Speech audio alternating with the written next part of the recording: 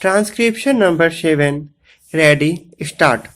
Now, I would like to say that with this measure, we are now adopting.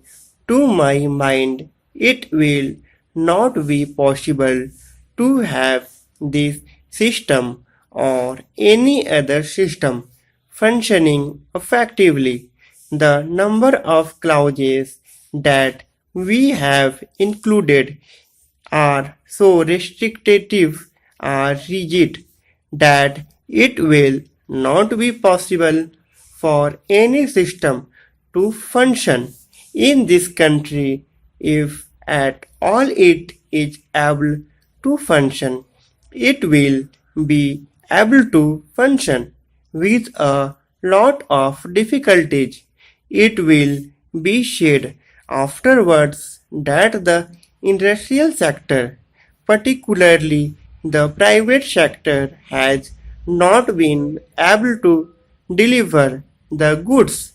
I would like to warn the government that if anything happens in the future in which industrial production or production in the private sector has not gone up, it would be not because of any lack of effort on the part of the private sector, but because of the measure that we are now adopting.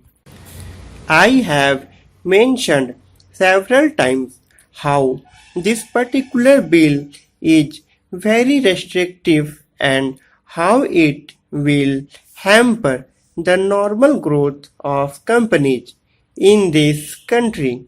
It is a pity that when we are on the threshold of the 10th five-year plan, such a measure should be passed in this House. I would now like to make a few observations. Would the speech of some of the honorable members here, Shri Ashoka Mehta, justifies the restriction on managing agents by showing that managing agents are no longer the main sources of finance. He also argues that profits have been high and will continue to remain high, and therefore he would like to see the managing agents being paid on a sliding scale. He is in the habit of referring to a number of books and making quotations from a number of them published in America or in other countries, and particularly by some of the professors. I would also like to mention to him that even when companies are floated, it requires a certain amount of confidence amongst the investing public, and it is because a particular firm is managing a particular company that his confidence is created in investing public. Even there, as the Honorable Finance Minister had said, there is a sort of overall tight control. New banks and insurance companies are not floated nowadays. What you have are the few banks which are exiting and the few insurance companies that are exiting. The other point is that the credit worthiness of the managing agency firm does count to a certain extent in getting credit from the banks and other financial institutions. Yesterday, it was mentioned by my honorable friend that the crux of the problem is the question of payment of remuneration of a particular managing agency system. He said that in this bill a definite encouragement has been given to the alternative type of management, namely the managing director or the manager, where an individual has been permitted to take 5%, while in the case of the managing agency, it has been permitted to take about 10%.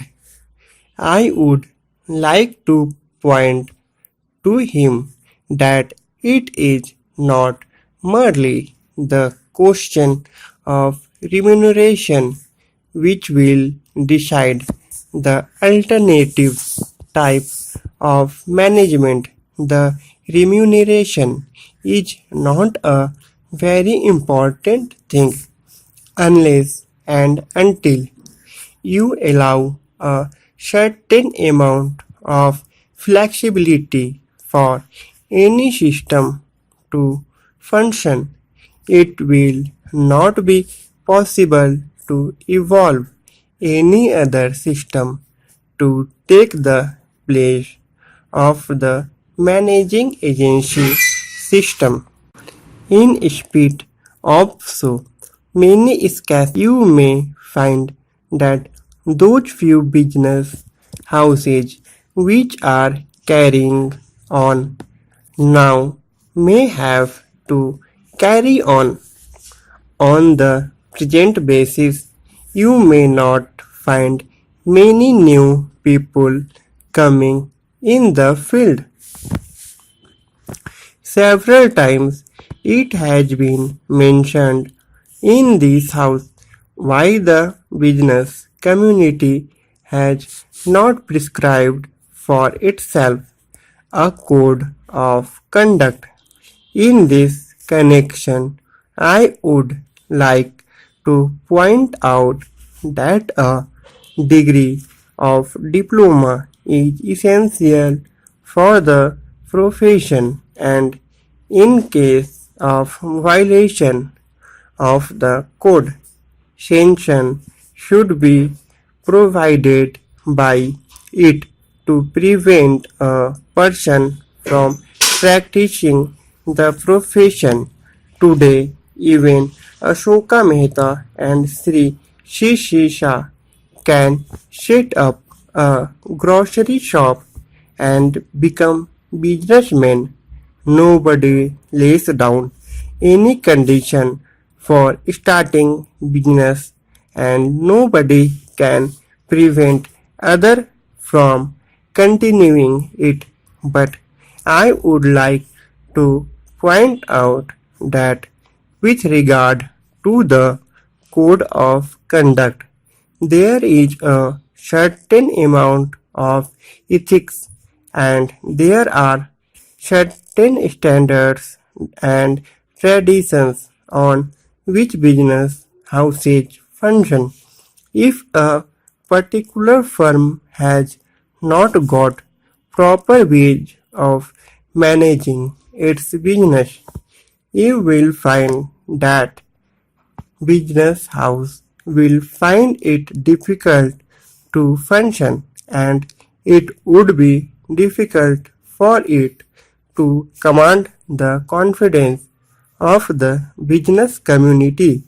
It would not be possible for it to function as efficiently as a firm which has proper ways of managing its business that is sufficient as a code of conduct. It is not possible to prescribe a certain code of conduct in the manner it has been done for the profession in general.